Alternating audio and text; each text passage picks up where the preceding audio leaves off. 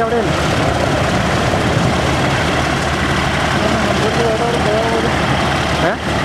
ആളുകൾക്ക് വേറെ വേറെ പോവാം. എവിടെ വരെയോ?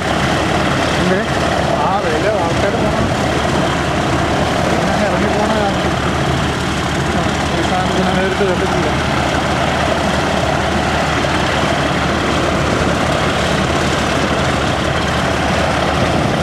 പെട്ടെന്ന് കിട്ടിയോ എനിക്കല്ല.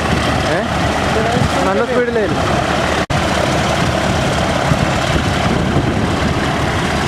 ഇനി അതിൻ്റെ അടി കാറ്റിങ്ങനെ ഒന്ന് ഫില്ലാവും.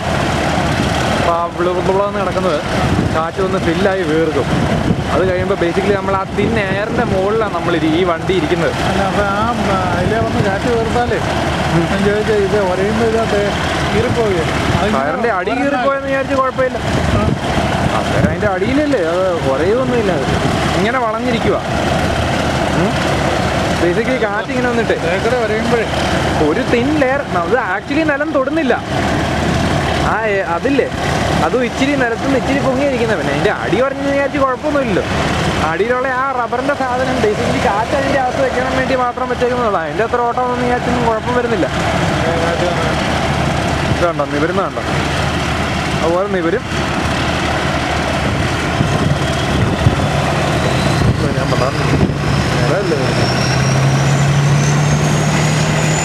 ഇനി പുള്ളിക്കാരൻ നേരെ റിവേഴ്സ് എടുത്ത് പുറകോട്ട് വരും.